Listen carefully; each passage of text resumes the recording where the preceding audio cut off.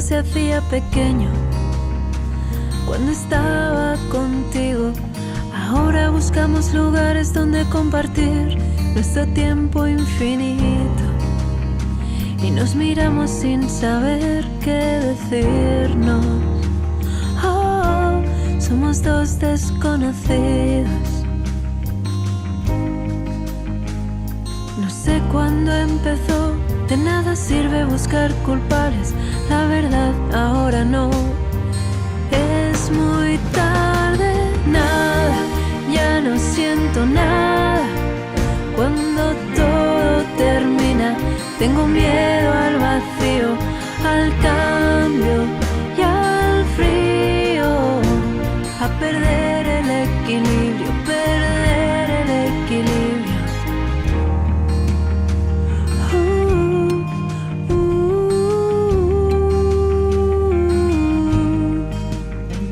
No recuerdo el momento en que nos perdimos para no volver a encontrarnos. Nuestros caminos decidieron separarse. Ahora somos dos extraños que juegan a evitarse, que buscan cualquier excusa para no volver a bailar. Ah, para no volver a bailar. Ah, no sé cuándo empezó, de nada sirve buscar culpables, la verdad ahora no. Es muy tarde, nada, ya no siento nada. Cuando todo termina, tengo miedo al vacío, al cambio y al frío. Tengo miedo a perder, perder el equilibrio, a perder el equilibrio.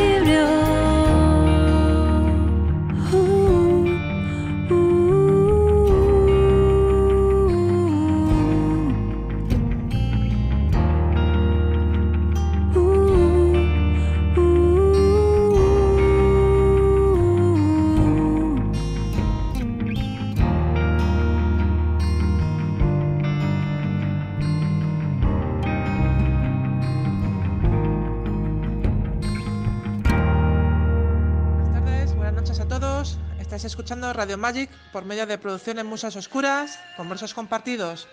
Este programa se llama Diván de Sesat y yo soy Olga, encantada de recibiros. Como cada lunes, os traigo un programa cargado de muy buena literatura para empezar muy bien la semana, continuarla mucho mejor y con muy buenas energías. Espero que los programas anteriores os hayan gustado. Ya sabéis que podéis descargarlos en la web de Producciones Musas Oscuras. Hoy os traigo dos partes del programa. La primera es, os traigo a la escritora de nombre Sonia Crespo, que nos recitará un poema suyo, y luego tendremos una tertulia literaria que hemos llamado Los grandes autores del nihilismo. Hablaremos de Bret Easton Ellis, Irving Welsh y, como no, de Chuck Palahniuk. Estaré acompañada en esta tertulia por dos de mis fieles colaboradores. Ellos son el escritor de fantasía y terror, Lou Wild Morrison, y la experta y licenciada en filología inglesa, Esther Camus. No os vayáis porque escuchamos un tema y volvemos enseguida.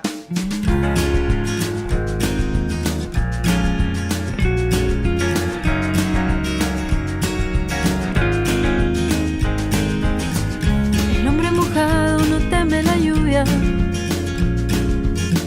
Las flores se secan detrás del cristal. No pienso vivir esperando. Se hace andando. Oh, no dejaré jamás de encontrarte en un viejo tren destino a Marte. No dejaré jamás de encontrarte en un viejo tren. Astronautas en el desierto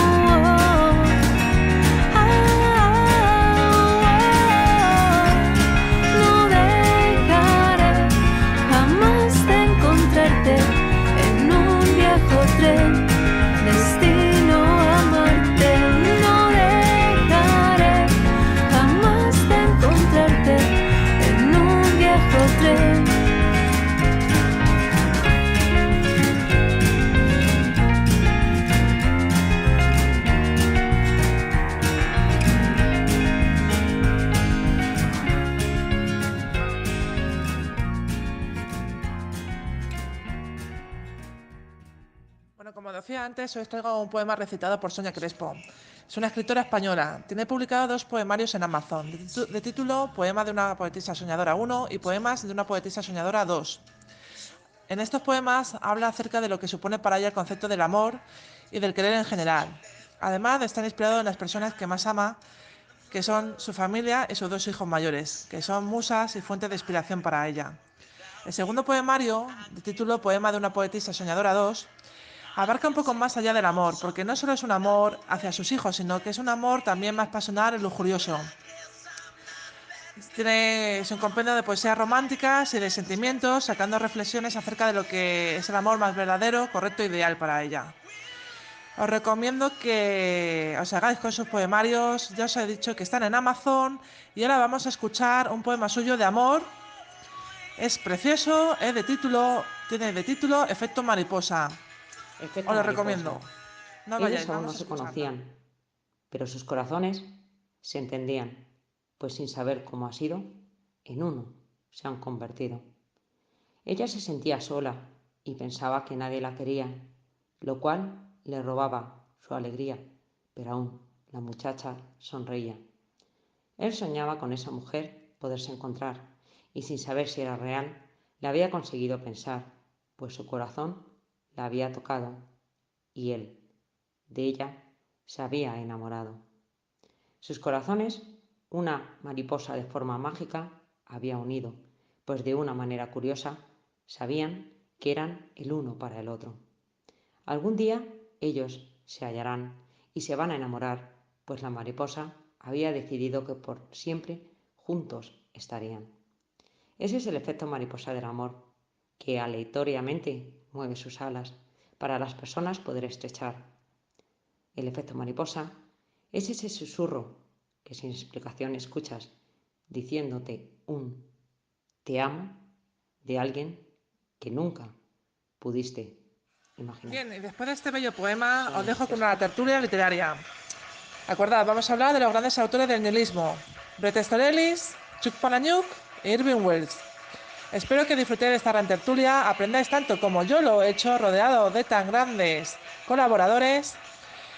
Por cierto, de fondo está sonando Iggy Pop y su tema Last for Life. Es el tema que sale en la banda sonora de la película Trainspotting, película basada en el libro del mismo nombre del autor Irving Welsh.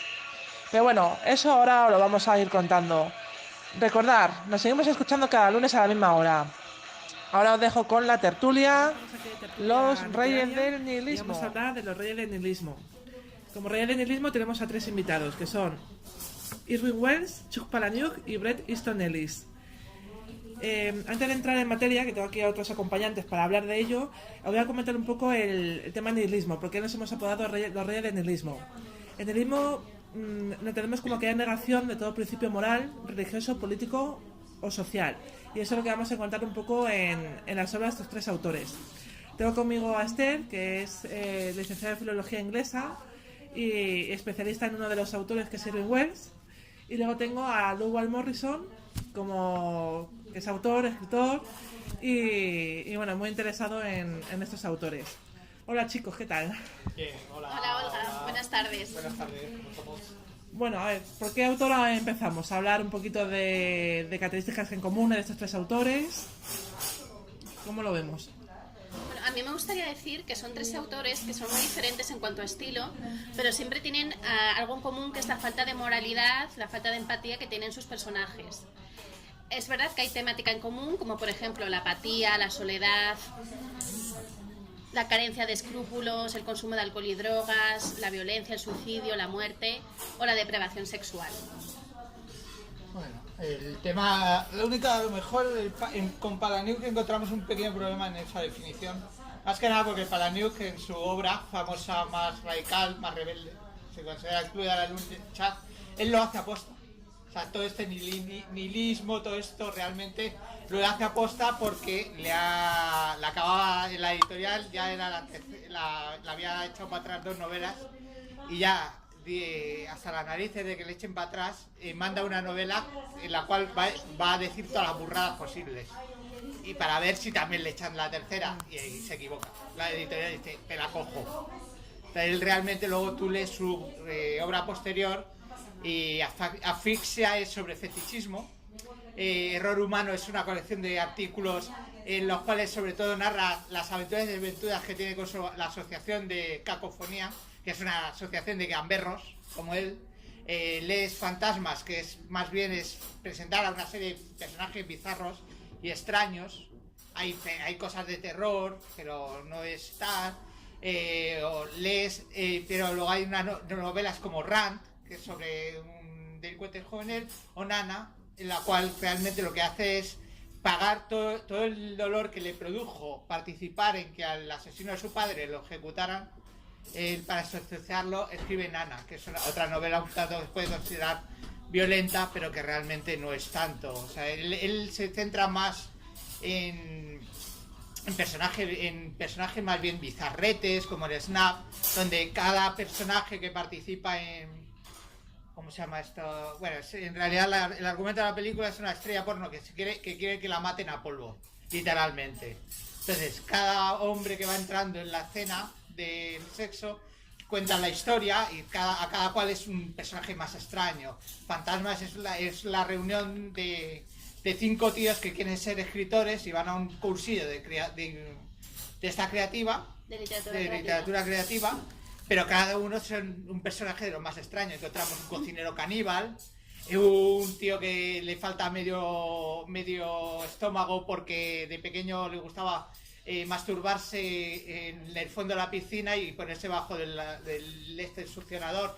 Entonces directamente un día sin darse cuenta se le rompe el bañador y le absorbe todo el intestino, y entonces claro, se tiene que arrancar a mordiscos y para salir a la superficie y no morir ahogado. Y entonces tiene un cuarto de intestino delgado. Encontramos a un niño prodigio de las series americanas que está en desgracia. No es tanto el nihilismo tal, sino más bien el bizarrismo, el encontrar personajes extraños, porque él pertenece a la asociación Cacofónica, que es una asociación pues prácticamente que a lo que se dedican es a protestar con bromas. Él es muy famoso por ser un tío que a todas las cartas de sus fans que contesta les incluye una mano de broma, una caca, cualquier cosa. Entonces, por eso. Y más que eso, para Newton más bien es un gamberro. Que escribe cosas bizarras. Bueno, todos son gamberros, cada uno en su forma, ¿no?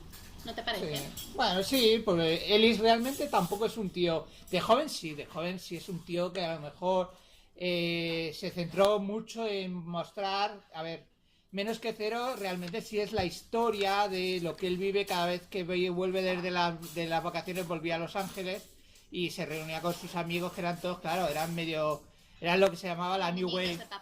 Niños de papá, pero amantes de la New Wave, claro. Elvis Costello, Blondie, eran punkis ricos.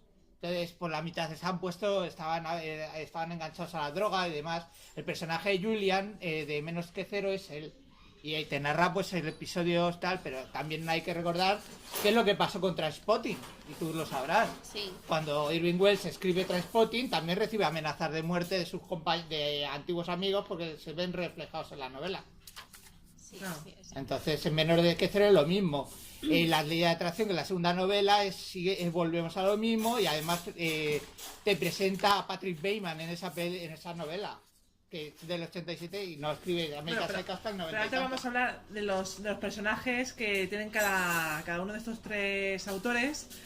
Esther, ¿qué personajes son los que más características? Los personajes más importantes son Mark Renton en Trainspotting, Patrick Bateman en American Psycho y Tyler Durden en El Club de la Lucha, que es el alter ego del chico de vida gris que trabaja en una oficina, que es un ser completamente apático, y su alter ego también se puede asociar con filosofía de Nietzsche en cuanto a la teoría del superhombre. Su alter ego es el Übermensch, o como se diga en alemán. Übermensch. El superhombre. Es todo lo que no es fuerte, es atractivo, tiene carisma, y él es pues un pobrecito pusilánime. No, bueno, cronológicamente voy a enlazar aquí a los 3 autores. Chuck Palahniuk nace en Estados Unidos en 1962. Irving Welsh es británico, nace en el 58. Y Bret Easton Ellis también es de Estados Unidos y nace en 1964. Lo digo porque los tres tienen ese... Son coetáneos. Son coetáneos. Son quintos, más o menos. Yo tengo entendido que les encuadran a los tres en la generación X, pero bueno, hay muchos literatura. Hay artículos y incluyen, dicen Ellis, Palahniuk, Wells y Douglas Coupland, que realmente solo se le incluye dentro de la generación X por el nombre de su novela más famosa, que es Generación X, nada más. Bueno, pues eso, que tengo entendido que les encuadran los tres dentro de la generación X y luego dentro de ese realismo sucio. Que no sé si opináis que su literatura se puede encuadrar, o sea, ponerle esa etiqueta de realismo sucio o no. A mi juicio, la literatura de Irving Welsh sí, porque son personajes que están de vuelta de todo, que son de las clases sociales más desfavorecidas, son gente que está en el paro, hay cuestiones de maltrato a la pareja, de pobreza, viven además en barrios marginales o casi marginales. En cambio, no lo considero así en la literatura de Bret Easton Ellis, porque sus personajes suelen pertenecer a las clases más altas de la sociedad americana. Sí, pero sí, claro, suele. Sí. En la primera época, sus dos primeras novelas, sí. Es completamente Sí, todo yuppies. no, exactamente, a ver, es que hay un secreto que nadie sabe. Realmente American Psycho es una crítica a su propio padre. Igual que las dos primeras tratan sobre él, American Psycho es, y él lo ha dicho varias veces, es una novela que trata sobre su padre. Su padre pues era el típico señor de Los Ángeles. Ególatras, que tienen 40 mujeres, que siempre están con la nueva ex, que siempre nunca están que solo quedan con su hijo a lo mejor para comer en el restaurante de moda, pero hoy a veces ni acuden. Son gente ausente, es el padre ausente. Entonces realmente lo que le pasa a Patrick Bateman, que no le pasa en la primera novela en la que aparece, que es La Ley de Atracción, que aparece un segundo, pero no tiene nada que ver el joven que le dice a su hermano Son, que es el protagonista de La Ley de Atracción, cuídate, estudia mucho y tal, y luego encontramos a un esquizofrénico. Realmente lo que hace Bateman en la novela American Psycho está todo en su mente, no llega a matar nunca. Es el pasivo agresivo llevado a un extremo. O sea, es una fantasía del pasivo agresivo, nada más. Como puede ser el personaje de Chuck Palahniuk en el Club de la Lucha. Exactamente, sí, es igual. En eso se parece mucho y hay mucha gente que casa a Palahniuk y a Bret Easton Ellis. Y no solo en eso, sino en la propia serie Californication de David Duchovny y Tom Capinos. En realidad el personaje Ham Moody principalmente es Ellis con Palahniuk fundidos, hasta el punto de que las famosas anécdotas del rodaje de El Club de la Lucha se las atribuyen a Ham Moody, del padre que va pensando en querer acostarse con Winona Ryder, que en ambas series, en una que Winona Ryder iba a hacer el papel que luego hace la chiquita esta inglesa, ahora mismo Helena Bonham Carter, y en la novela que hace Ham Moody, que le van a llevar al cine, sí que aparece, sí va a ser la actriz, y en ambas el padre del escritor quiere acostarse con ella. Esos comportamientos del rodaje, evidentemente Ham Moody es el macho, o sea, no hay una duda sexual sobre él, mientras que Palahniuk, que para él lo que hacía su padre fue un de conflicto, o sea, lo pasó muy mal por ese comportamiento de su padre. Sin ir más lejos, él escribe Nana porque a su padre le han pegado un tiro, un tío que estaba en la cárcel por malos tratos a su pareja. El padre contacta con la pareja en una página de contactos, contactó con la pareja de este hombre, estuvieron saliendo, y cuando este asesino salió de la cárcel, había amenazado con matarla, pues siguió al padre de Palahniuk y a la mujer y los mató a los dos de un tiro. Entonces, como decía antes, Palahniuk escribe Nana porque él, que no cree en la pena de muerte, tuvo que decir que sí, apoyar la pena de muerte para que a este hombre lo ejecutara. O sea, realmente a él se le pregunta y él participa en esa elección. Entonces, para pagar eso de lo que él se arrepiente de haber participado en que a este hombre se le concediera pena de muerte, escribe la novela Nana. Entonces, pues es eso. Realmente no son personajes realmente realismo sucio. En Palahniuk no lo vamos a encontrar porque Palahniuk más que nada es el bizarro. A él le gusta escribir no hay tanta obscenidad y lo que hay es más bien ni siquiera en Snuff, que trata el mundo del porno, es más centrarse en lo extraño, en lo raro, en personajes así raritos, gente rarita, fenómenos, por así decirlo, fenómenos que no son fenómenos, pero fenómenos muchas veces, gente que tiene una rareza, algo que les hace extraños, diferentes, pero nada. Y esto en él lo que vas encontrando conforme ha ido creciendo es encontrarte ahí más a un personaje que incluso yo cuando cuando estabas diciendo el porno antes, Suites Imperiales con respecto a Menos que Cero es lo mismo. Sí, claro. Es encontrarte a Julian 20, 30 años después y cómo él de repente vuelve a reencontrarse con sus colegas y con su novia de toda la vida, es igual. Cada vez él va escribiendo más reflexivo, más él es más bien es el hastío, no es él escribe sobre el hastío. No, preguntaros, he leído que en esos tres autores se utilizan unas frases cortas, un vocabulario pues coloquial, sí. ¿no? Y al principio de sacar sus novelas tuvieron muy mala crítica. Sí, así es. Así es. ¿Eso qué opináis vosotros de utilizar ese tipo de lenguaje? ¿O cómo lo veis? ¿Ves que está adecuado o que no? A mí me parece perfecto. Cada cual tiene su estilo y tiene su manera de escribir y entonces, lógicamente, si yo creo que en el caso de Irving Welsh, que es la persona de la que más conozco, está escribiendo sobre personas que están totalmente apartadas de la sociedad, en este caso escocesa.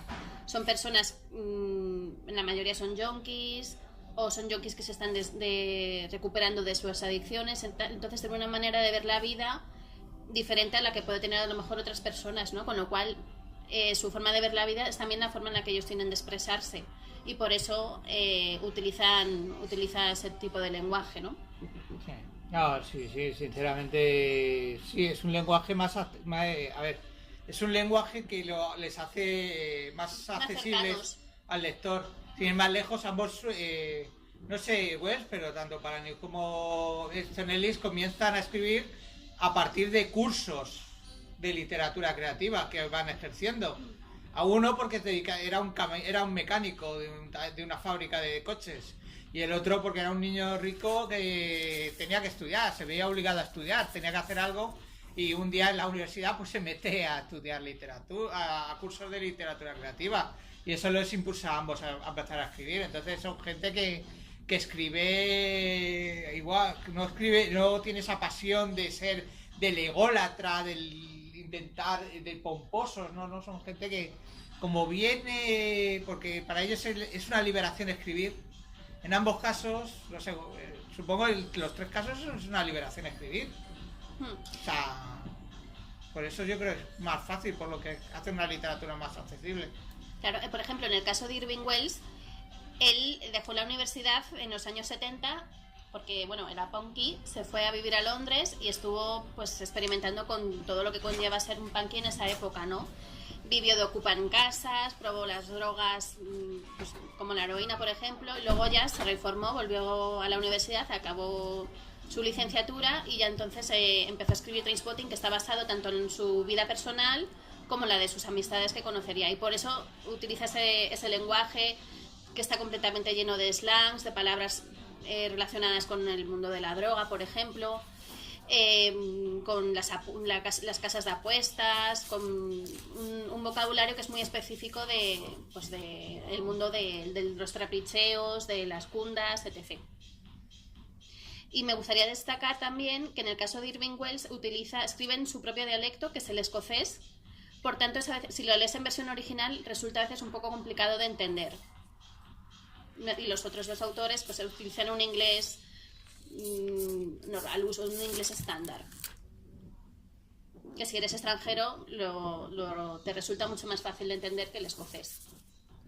Y luego en estas obras, qué importante es la música. Encontraremos música también. Sí, así en estas obras, ¿no? Y en esos autores que también que introducen ese tipo ese recurso, ¿no? Sí, así es, así es. En el caso de Bret Easton Ellis, él mismo fue teclista durante los años de universidad, y en el caso de Irving Welsh era pinchadiscos, también era disc jockey de música electrónica en el Londres de los 70. Y todas sus novelas están, o bien hay un personaje que es disc jockey, o van a clubs, van a discotecas, hacen mención a música de los años 70, 80, 90, según el tipo de novela que sea. Y a veces los capítulos se llaman como nombres de canciones, y en el caso de Bret Easton Ellis también la música es muy importante, sí. No, hasta el punto de que American Psycho tiene hay capítulos dedicados que se salta, para la narración y se reflexiona sobre la discografía de Genesis, la discografía de, ahora mismo no me acuerdo, de Hugh Lewis and the Nukes, etcétera. O sea, hay capítulos dedicados simplemente como a una especie como de artículos sobre la opinión del propio Patrick Bateman alrededor de esos grupos. O sea, claro, Bateman, cuando habla de Genesis, dice: odio la parte de Peter Gabriel, que era demasiado pomposa. A mí me gusta la parte ya de el señor Phil Collins, en la cual se volvieron más accesibles. Uy, qué horror. De Hugh Lewis, pues habla, claro, todo desde la perspectiva de un señor que se supone que es todo utilitarismo. O sea, los yuppies, a ver, hay una escena que marca a todo el mundo, que le encanta a todo el mundo, de American Psycho, que es la de las tarjetitas. Sí. Cómo cambian, fíjate mi última tarjetita, sí. Fíjate tal, y enseguida tiran la tarjeta para hacerse una mejor. Claro. Son gente que les gusta los productos de consumo rápido.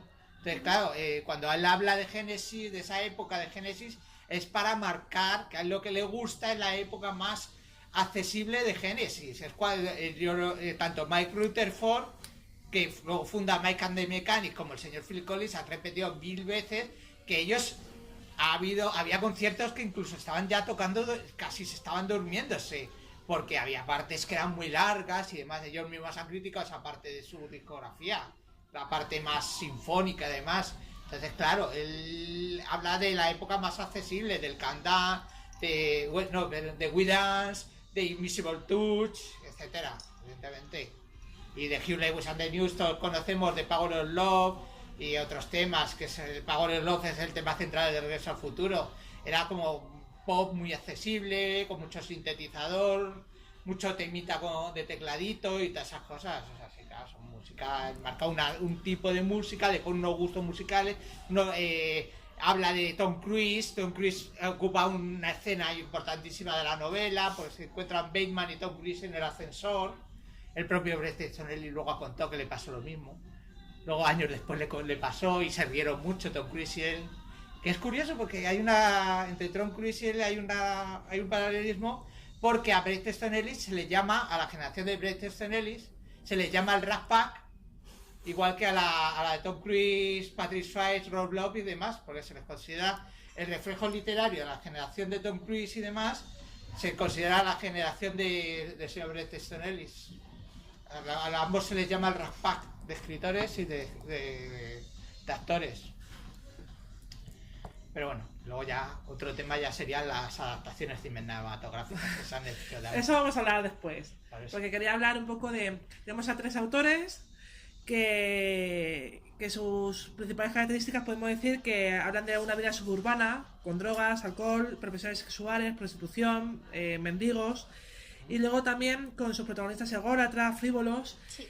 Esta crítica social es súper importante la crítica social está ahí metida dentro de estos 3 autores y yo creo que es lo más relevante de ellos 3, ¿no? La característica fundamental, ¿cómo lo vemos? Hombre, por supuesto, yo creo que son 3 ególatras. En el caso de Mark Renton, por ejemplo, el protagonista de Trainspotting, es un tío que empezó a estudiar filosofía en la universidad antes de caer en el abismo de las drogas, y él tiene su propia versión de la realidad, de lo que son los valores. Entonces es muy famosa la escena en la que él va corriendo o va andando mejor por la ciudad, por Londres, cuando se está acabando, por ejemplo, la película, y entonces está diciendo, pues tienes que escoger la vida, escoge una casa en las afueras, escoge una casa con 2 alturas, escoge un coche modelo familiar, tiene un niño y una niña, ve a la misa los domingos. Todo eso que se supone que es lo que nos preparan de pequeños para lograr en esta vida, él pues está diciendo que es totalmente, es una cosa completamente ficticia. No importa la vida, no importa en su momento, no importa la vida, no importa los amigos, si es preciso para él y para sus intereses defraudar a sus amigos y bueno, pues aprovecharse de ellos, él lo hace a lo largo de la novela, con lo cual es una persona que soy yo y mis circunstancias. Me da igual que me lleve por delante a mi mejor amigo, al otro, así que voy, por ejemplo, ni siquiera le considero un amigo, es un amiguete simplemente con la que compartimos picos y ya está. Y de Hibby, pues ni te cuento.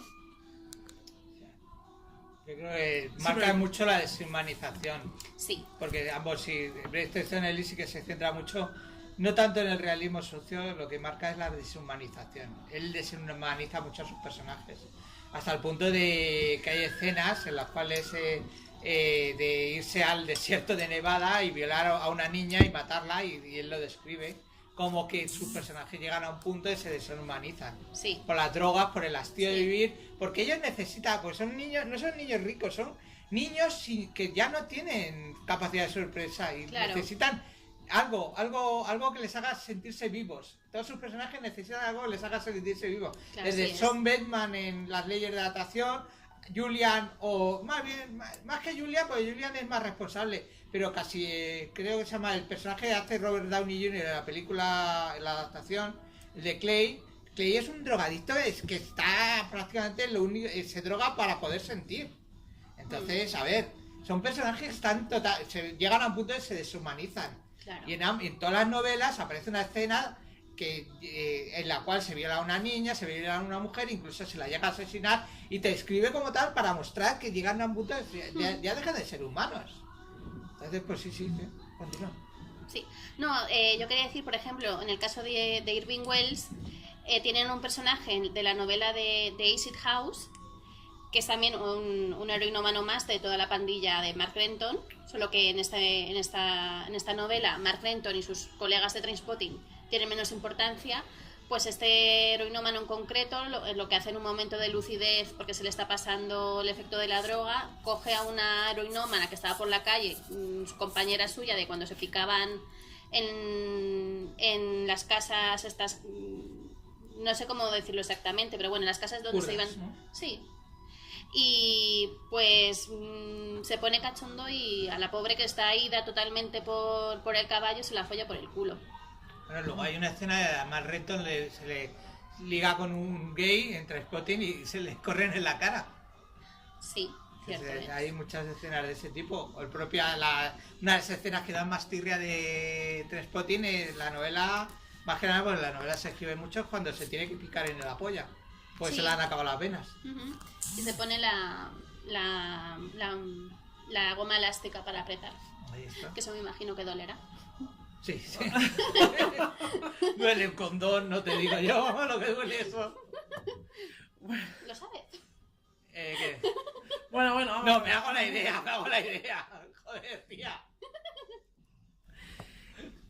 Y luego he visto, bueno, así leyendo un poco, que por ejemplo Chuparanyu tiene una serie de manías en sus novelas. En todas sus novelas aparecen repeticiones de unas frases que él los llama estribillos. Y sobre todo aparecen dos cosas. Color azul aciano, siempre lo menciona. Y la ciudad de Missoula, que está en Montana.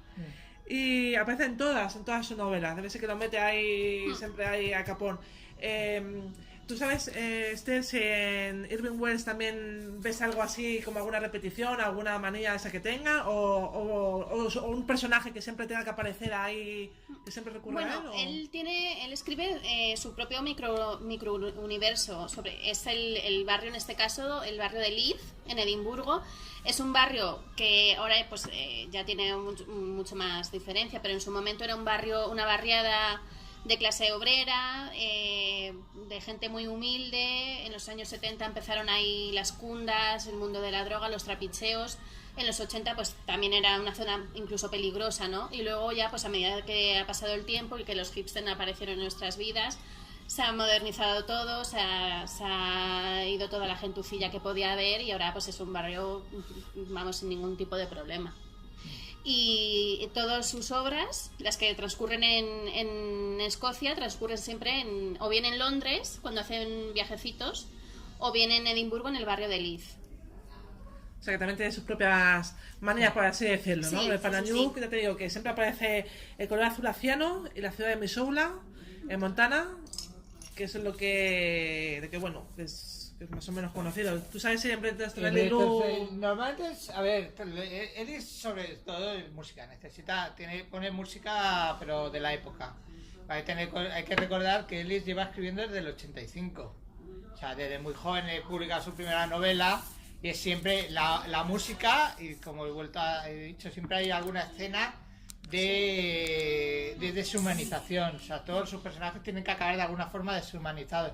La única que quizá se salta ese, y es porque realmente la vende como una novela documental o biográfica, es Lunar Park, que luego el truco estuvo en internet, llegó a utilizar internet para presentar a esa supuesta mujer que él tenía, que era, curiosamente, cogió a la pobre Sofía Coppola y hizo un montaje con varios rostros. El principal era el de Sofía Coppola, excepto ese, que luego él lo vendió como que lo había escrito a manos con Stephen King, pero realmente lo escribió con Joe Hill, Sí, con su hijo, ¿verdad? Con el hijo, sí. Pues Stephen King decía que odiaba la forma de escribir de Ellis y que se negaba. Entonces fue Joe Hill, el hijo de Stephen King, quien ayudó a escribir Lunar Park, que se vendía como una novela de terror. Pero siempre tiene que ser el personaje, uno o varios personajes se tienen que deshumanizar hasta el punto de cometer un asesinato muy brutal, en todo, incluso en Los Confidentes hay un episodio de falso vampirismo, siempre todo eso. Y en American Psycho igual, a ver, American Psycho es la que más contiene, porque el personaje de Patrick Bateman está completamente deshumanizado, hasta el punto de que se desdobla. Llega un momento por algún tipo de disociación mental, él piensa que está matando, incluso crea tiene al final de la novela, que seguramente todo el mundo lo habrá leído, así que no creo que se ve en una serie de cuadernos en las cuales se les dibuja, hay dibujos grotescos, en los cuales son sus crímenes. O sea, él se disocia y escribe sus crímenes, los dibuja y todo, pero realmente él está deshumanizado hasta el punto de haberse creado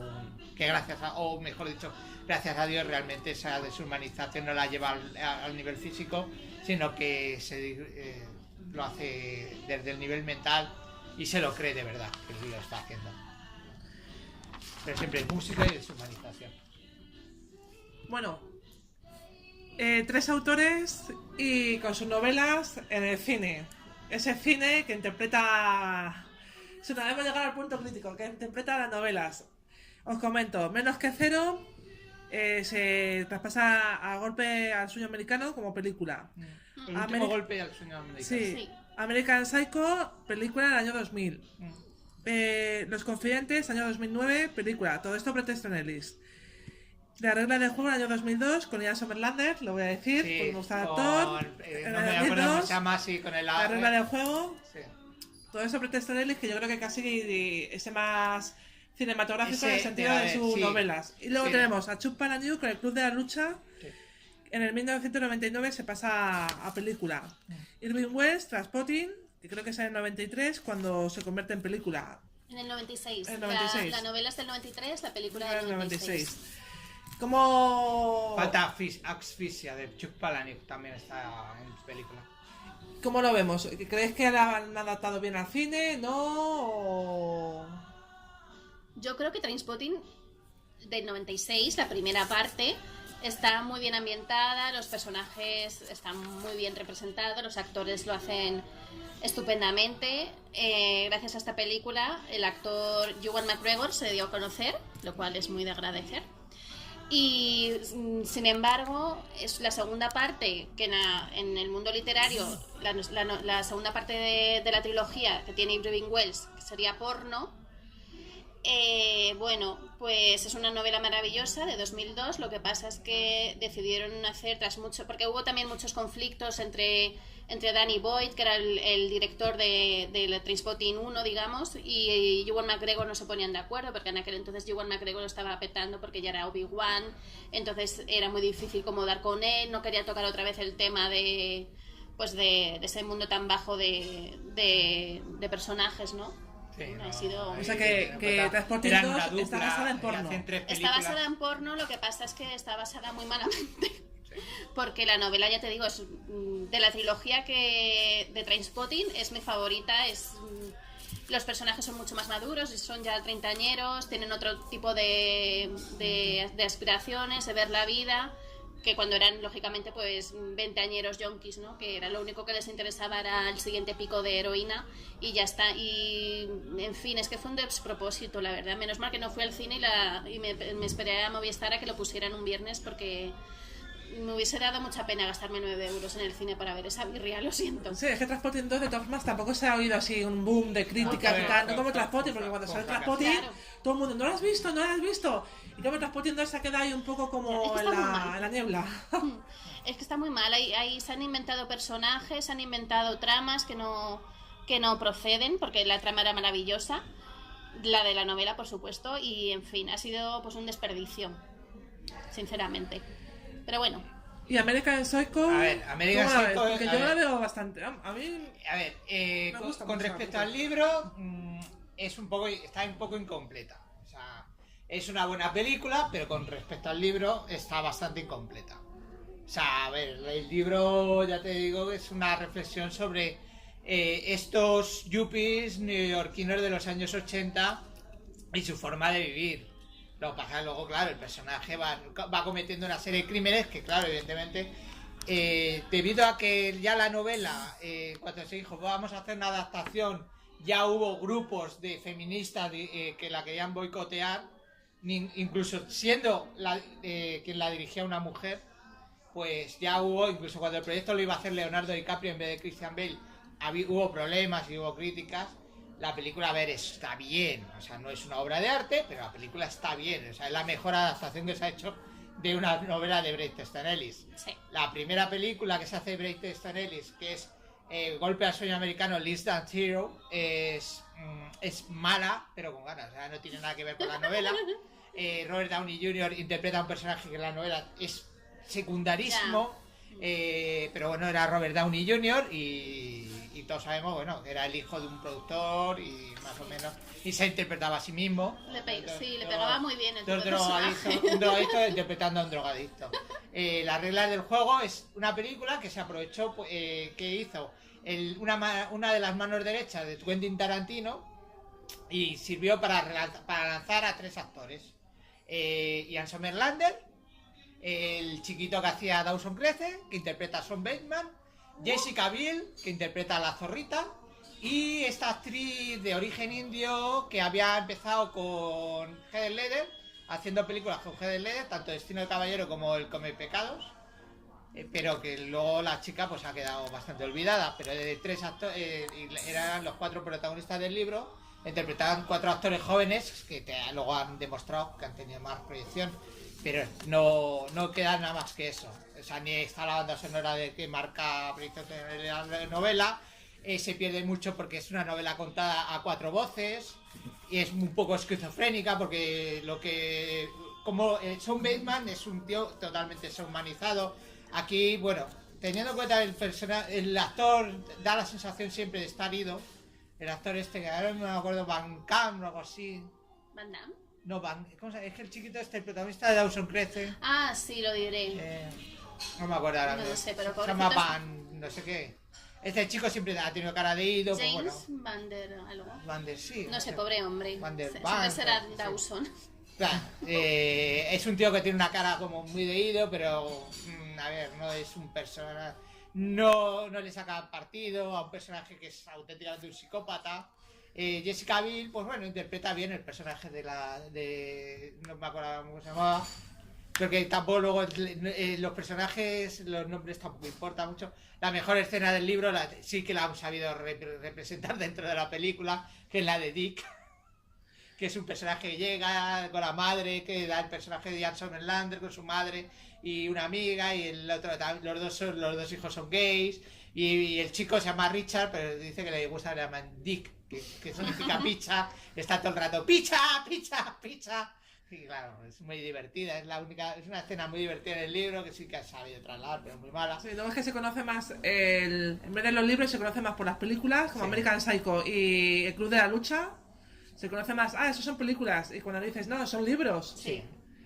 Se conoce más por las películas porque yo creo que tuvieron un éxito, vamos, fulminante. Sí, pero en el caso de Ellis no. Y en el caso de Palahniuk sí hizo una buena asfixia, por lo menos tuvo muy buen reparto, y el Club de la Lucha fue un boom. Pero fue un boom a partir de la sacan en DVD, porque Fincher pinchó con esa película en cine.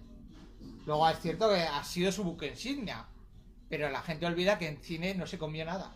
La recaudación, la primera semana sí llega al primer puesto, pero luego baja, no la ve casi nadie más, y es cuando llega a DVD y se convierte en una película de boca a boca, que van pasando el DVD de persona a persona, es cuando de repente se convierte en el fenómeno que es a día de hoy, el Club de la Ducha. Pero fue un fracaso en cine. Bueno, es un referente para mucha gente. Sí, el sí. cine de culto, porque como esas reglas, no habla del Club de la Lucha, no habla de no sé qué, esas reglas que te ponen del Club de la Lucha, y luego esas reglas que te ponen del manual, de tal, del propio club que se crean entre ellos, Sí. es muy anarquista. Bueno, y luego también ha ayudado mucho que es una novela que han tenido mucho cuidado con las reediciones. Cada vez que sacaba una reedición, la novela desaparecía. Ha tenido 3 reediciones. Aquí en España, si querías el Club de la Lucha, tenías que esperarte una reedición. En cuanto se acababan, y así seguía manteniéndose una novela de culto. Eso lo han mantenido muy bien. Es la editorial que lo lleva, creo que Mondadori es. Mondadori, creo, sí. Creo que Mondadori, sí. En ambos casos es Mondadori, tanto Stone Ellis como Sí, creo que sí. Palahniuk, ambos son Mondadori. Pero bueno, que sí, que son dos. Está muy. La asfixia no la he llegado a ver, pero sí que por lo que vi tenía muy buen reparto. Y la otra sí, la otra se ha convertido en una película de culto y en un referente para una generación completa. Sí. Yo también creo que tiene mucho que ver en la fama que ha tenido a nivel de público la banda sonora de cada peli, ¿no? La banda sonora de Trainspotting, hay que sí, recordar cojonuda. que en el 96 lo peta. Es una banda sonora que llega al número 1 completamente. Y no es las canciones que vienen en la novela. Pues si hubieran sido las canciones que vienen en la novela, a lo mejor no hubiera tenido tanto éxito. Pero de repente todos los grupos del Britpop de aquella época se apuntan. Danny Boyle coge a Damon Albarn para que haga como asesor musical. Sí.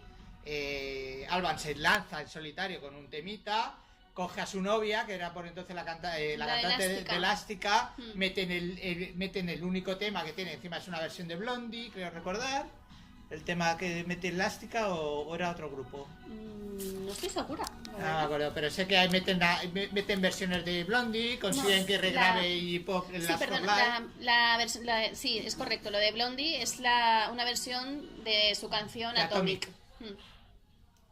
Y luego también la de Iggy Pop, y luego un temita así que era de máquina, que ahora mismo no me acuerdo cómo era. Joder, Born Sleepy. Born Sleepy, esa. Que es de música de Chunda Chunda. Sí, tuvo muchos temitas. Brian Eno también. Es la escena es Lou mítica. Reed, La escena es mítica cuando está en ese lavabo asqueroso. Ay, sí, el baño más guarro de Escocia. Eso es, que pienso en un baño lleno de mármol carísimo, con grifos de oro, con no sé qué, y se encuentra con el váter ese que está hecho, pues en fin, una mierda. Sí. Y luego la famosa escena del ¿cómo se llama? La sobredosis de Renton, sí, que es Perfect Day de Lou Reed, sí, de Lou Reed, que la relanza, ese tema de Lou Reed le relanza tanto a Iggy Pop como a Lou Reed, como músicos antiguos, relanza esos tres, y a Brian Eno también le da una segunda vida. Sí. O sea, no solo sí, pero principalmente es una banda sonora para que los grupos de Britpop, A New Order también mete, pero sí, bueno, ahí metió un poquito de todo el señor Albarn, que por entonces era uno de los grandes gurús de la música. Luego, Sí, Pablo del Camilo, blues. sí, el cantante de blues, sí. Bueno, y el tema de cine, pues bueno, está claro. ¿Y qué más comentamos de estos autores? Que Esther hizo una tesina sobre Irving Wells y... No te rías, coño, ¿en serio? No, yo encantada por eso está aquí principalmente, porque aparte de ser una chica que entiende mucho de literatura y creo que tiene un coco muy bien amoblado, me gustaría, pues eso, que nos contase un poquito más apuntes que ella nos quiera dar, para que os animéis a leer. Pues muchas gracias Olga por lo que me has dicho de mí, qué ilusión. Bueno, pues me gustaría decir que en el caso de Irving Wells hay una trilogía muy importante. Empieza la saga con Trainspotting en el 93, como ya hemos mencionado anteriormente.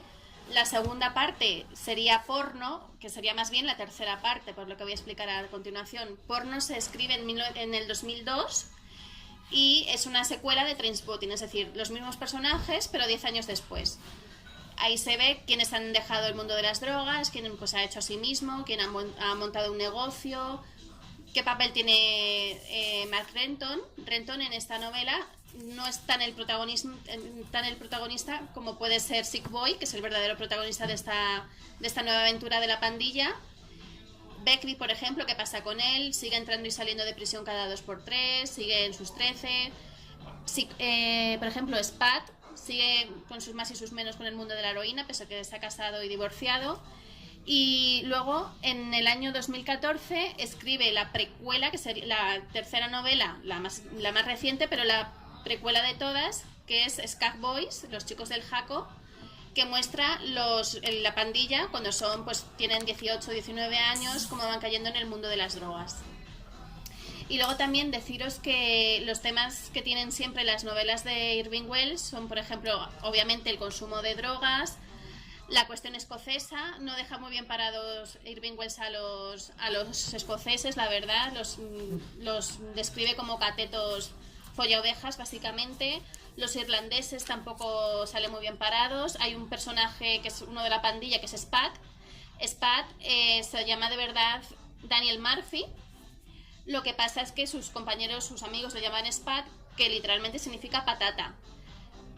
Esta palabra tiene connotaciones negativas porque se aplica sobre todo a los irlandeses o a los descendientes de irlandeses, sobre todo por el problema tan serio que tuvieron a principios del siglo XX con la hambruna de la patata y que conllevó a la diáspora irlandesa a Estados Unidos. Sí, bueno, ya un clásico como una modesta proposición, que es una forma de superar esa crisis.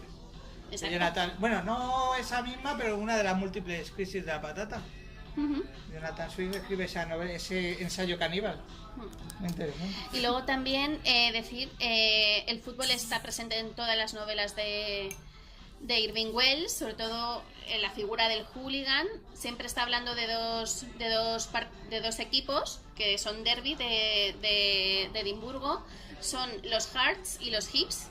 Y esto conlleva también, aparte de los problemas que puede generar el hooliganismo, es también una afrenta entre el catolicismo y el protestantismo. El catolicismo sería la mayoría de seguidores de los Hearts, porque hacen referencia al Sagrado Corazón de Jesús, y los protestantes serían mayorías de seguidores de los Hibs. Y bueno, y luego también, por supuesto, la música es un elemento continuo en todas las obras de Irving Wells.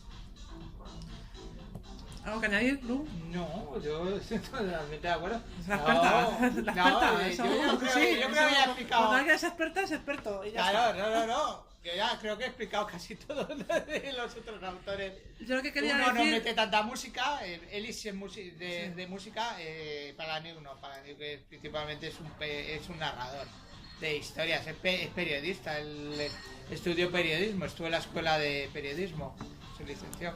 Él se preocupa más por hacer, ¿cómo se dice? Bueno, narraciones de personajes como un periodista. El rol humano realmente es donde encuentras donde saca esas ideas para sus personajes. Incluso narra algunas de las tropelías que hace la asociación cacofónica a la que él pertenece, de cosas como pelea, duelos de cortadora de césped, cosas así.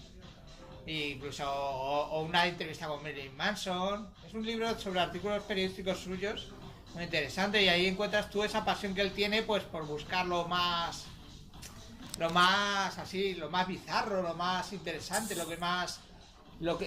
esas historias, esos personajes que raritos de América que a él le llaman mucho la atención y con los que luego él se inspira para sus novelas. Incluso La Sociedad Cacofónica es la inspiración de El Club de la Lucha. Así que sí. Y bueno, ya casi como colofón final, os voy a hacer una pregunta ahí como la baba. A ver, De los tres, ¿a cuál elegiríais? yo sin duda lo tengo clarísimo, Irving Welsh.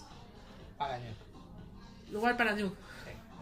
¿Has renegado de Bret Easton Ellis? A Bret Easton Ellis no le queremos. A ver, no, para New me divierte, a día de hoy me divierte mucho. Cuando yo era cuando era más joven, me molaba el rollo un tanto de tío peligroso que te podía tener las novelas de Bret Easton Ellis, de monstruitos humanos. Pero a día de hoy me divierte muchísimo más un escritor satírico como es Palahniuk.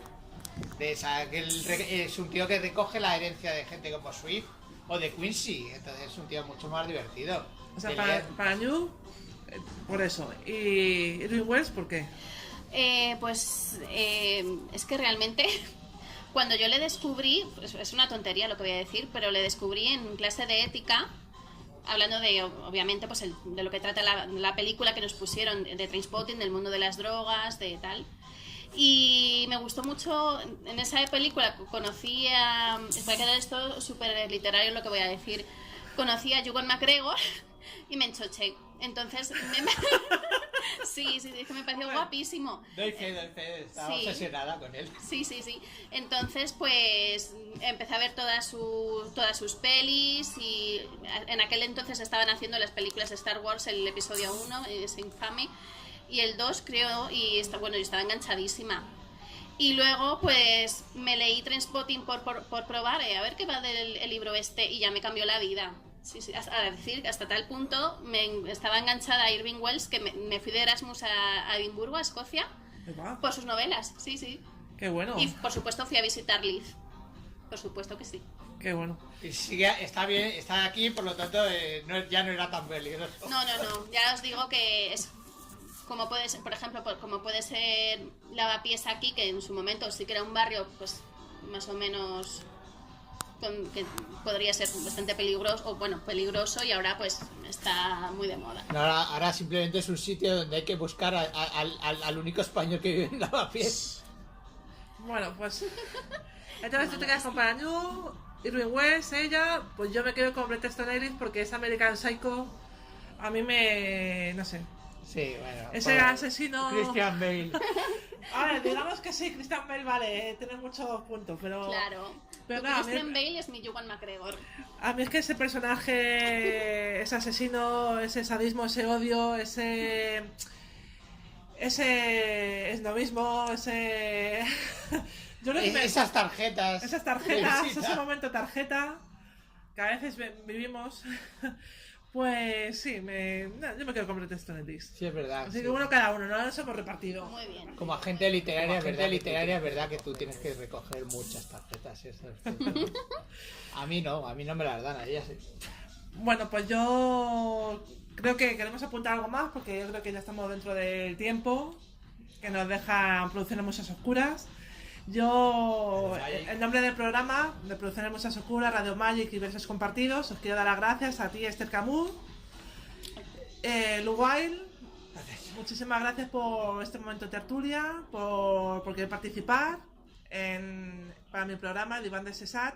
Estoy súper agradecida y creo que hemos tenido un tema súper interesante que yo creo que, bueno, pues la gente tiene que leer más, un poco involucrarse más. Sí, por favor. Y conocer a estos autores que a lo mejor no los conoce tanto la gente. Sí, que a lo mejor se tiran por los mismos autores de siempre, los que tal, y esas cosas, ¿no? Y que no tengan miedo a leer este realismo sucio, estos reyes del realismo. Se va a divertir. Sí, sin duda. Sí, van a aprender mucho de música también. Muchas gracias, Olga, por contar conmigo. guay. Lo mismo. Un saludo para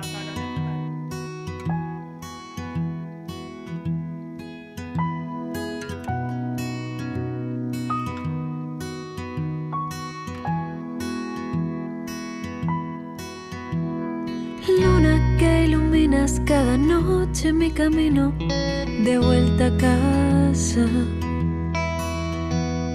Gracias por los bailes infinitos con mi pensamiento cada madrugada. Conoces mis miedos mejor que nadie. En las noches de verano, antes de subirme al escenario, hemos trasnochado tanto.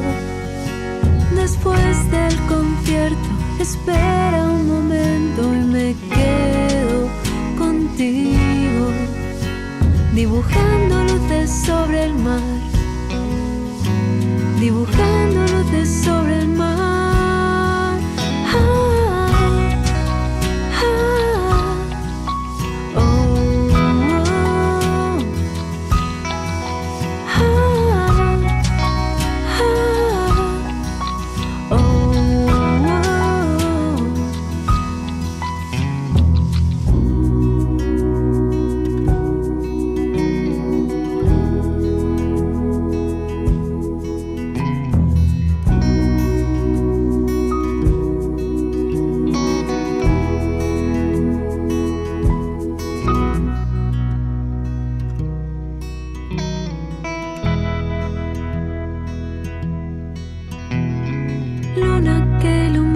Cada noche mi camino de vuelta a casa.